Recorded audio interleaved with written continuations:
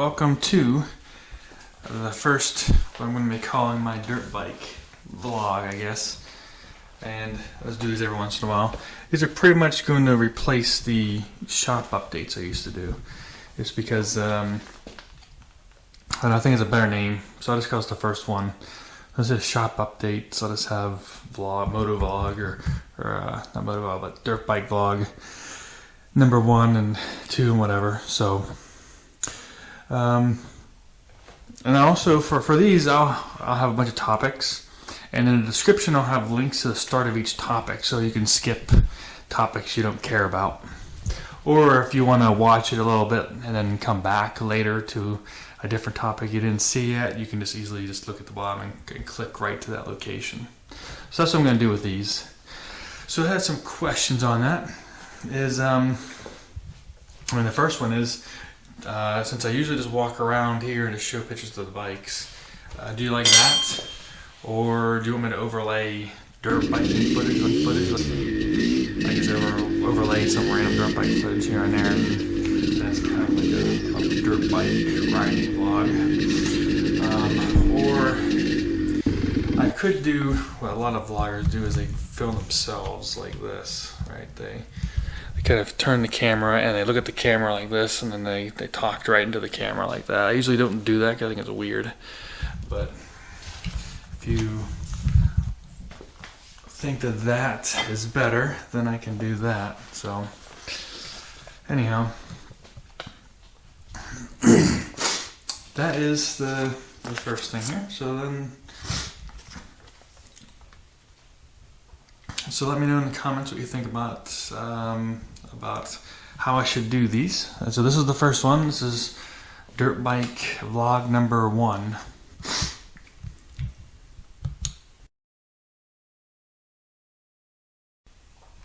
Okay, the first topic that I was going to cover, since people ask about it sometimes, is my health update. So essentially, I did finish that. I didn't put a video about what happened yet. I've just been procrastinating on doing that one, but, well, I'm procrastinating on doing several videos, but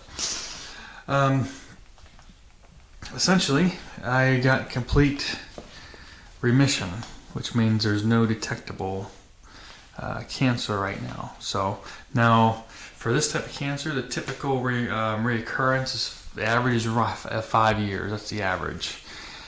And if it's longer than 10 years, then it's considered cured for this type. So if I can stay like this for 10 years, then it's gone completely. So why does it come back? Well, mostly because when they say it's undetectable, it just means, they can't take apart your entire, because this lives in the bone marrow, they can't take apart your entire bone marrow. So there could be some cell somewhere that's malignant, or it's just not reproducing, and sometime it becomes active, or it slowly becomes active, and then eventually you'll see it again. But that's pretty much how it is. You just don't end up killing them all off, and they're just so small amount right now that you can't really find them, and you can't see that they're doing anything. So that's why they'll come back. But sometimes they never come back for people. So hopefully that'll be one of them. I'll be one of them, hopefully. But I still do have some health issues, because what the cancer did was it did destroy my kidneys. So I am in stage 4 kidney failure still. And so eventually I'll need a new kidney, get a kidney transplant. If I can be on remission for 6 months to a year, then I can be put on the kidney transplant list. And then the average wait time is 3 years to get a kidney. So unless someone who is a match for you comes forward and gives you one. But anyhow, so that's where that is. And so that's why going out and riding dirt bikes, I'm still kind of tiptoeing around that. And that's why you didn't see me really try to do that, do the enduro cross thing there, because first of all, it was when I first left the truck, so I didn't want to tire myself out right away, and I hadn't ridden in such a while. But the first thing is that even with the kidney failure, I still have my out of breath problems, so I still get out of breath kind of easily, and I still have anemia, which means that you don't have a lot of the cells that the hemoglobins that carry oxygen to all of your throughout your blood to all your appendages. So whenever you sort of get tired out or sort of do a lot of exercise or do a lot of exertion, you end up getting out of breath really fast because you don't have enough hemoglobin in your blood to carry the oxygen out to all of your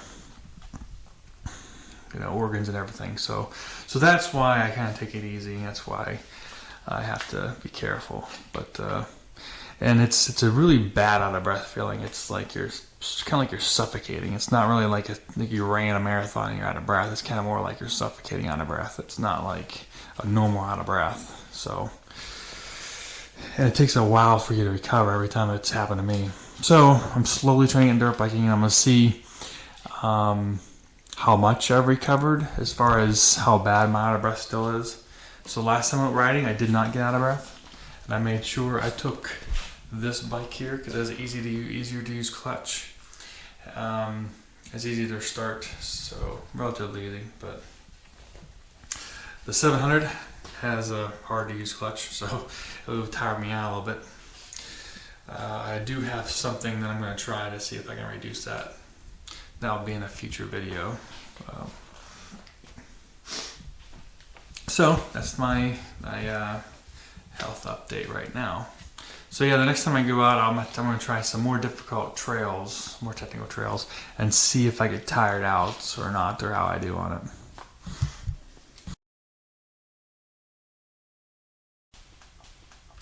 So the one video I did recently was CR500 Enhancements. It was a real quick video.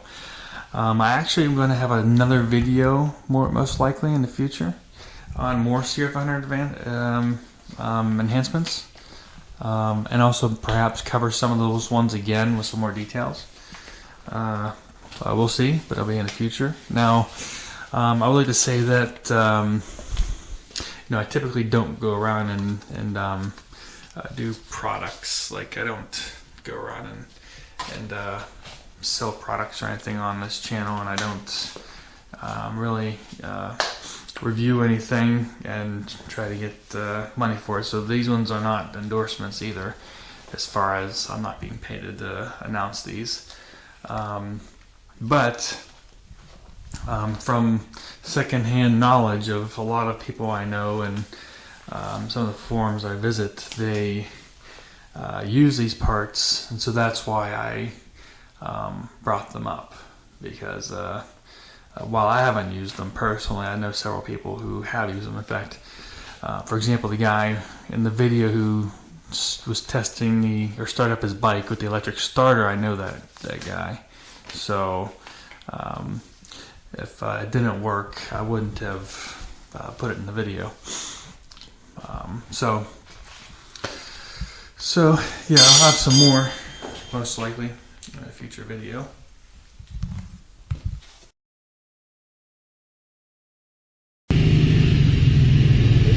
Hey. Trouble there. You down there? What's that? You down there? Not today. Oh, you seen it before? Yeah, before I've been down there, yeah. This guy right down here. Yeah. Can you get around him? Yeah, no problem. Oh, okay. Don't stop bullshit for a while.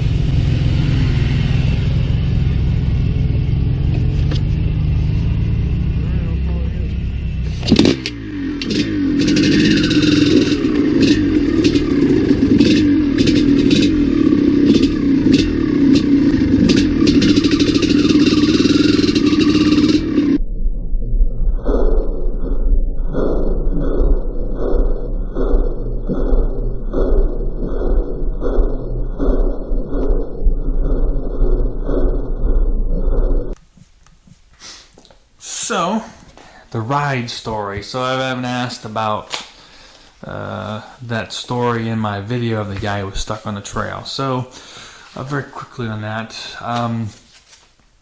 we're coming down and we saw that guy there, and the people in the crowd were talking to him.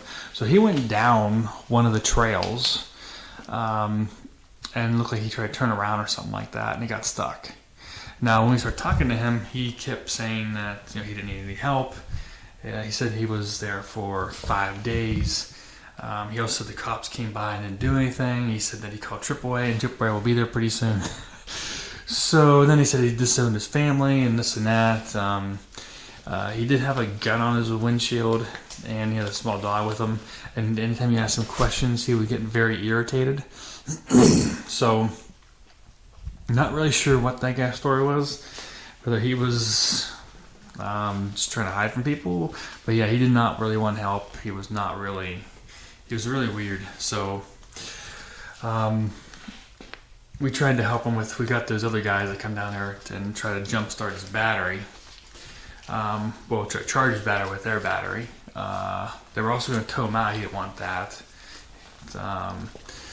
So, long story short is we couldn't charge his battery up with that other battery. It was taking too long. And so when we left, they just ended up calling the sheriff to let them know he was down there. So I'm not sure what happened to him. But yeah, it was just a really weird situation. He said he's been there for 5 days. And his back windshield was also broken out. Or the passenger, the passenger door behind the driver. You can see in one of the pictures there's a yellow tarp over it. He said his car locked him out and he had to break the window to get in. So.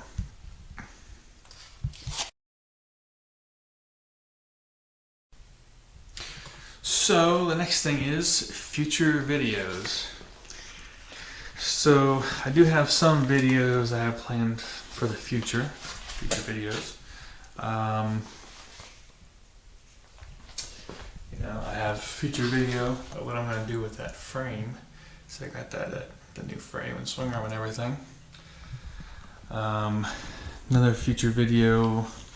I do have a future video that may be a while out, but it'd be the history of Maicos motorcycles. So I do have the legend, the rise and fall of Maicos or whatever. This will be a little bit more. This will be something like that, but more expanded upon and going back further, and then more details onto everything that happened. So it'll be more in depth than that one. That's one video. So another video I have planned is famous people in Maicos. This will be famous people in Maicos, basically. Just more well-known people and Maicos. Another one will be Maicos you've probably never heard of. So, for example, let's give one example, Maicos all-wheel drive. So yeah, this will be a bunch of Maicos that you've probably never heard of. So, it's another video. And so one question I have then is,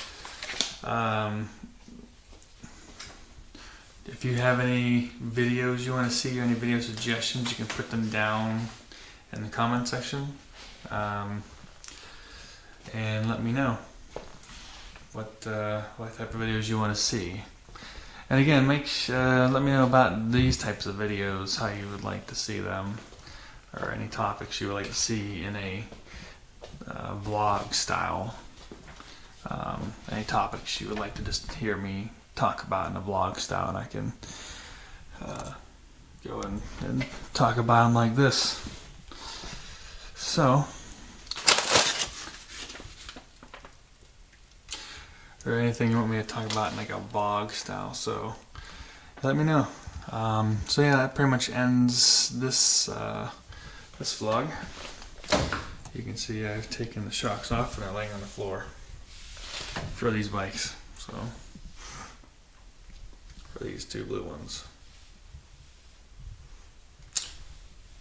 So, anyhow, yeah, anything you want to see in the future, let me know.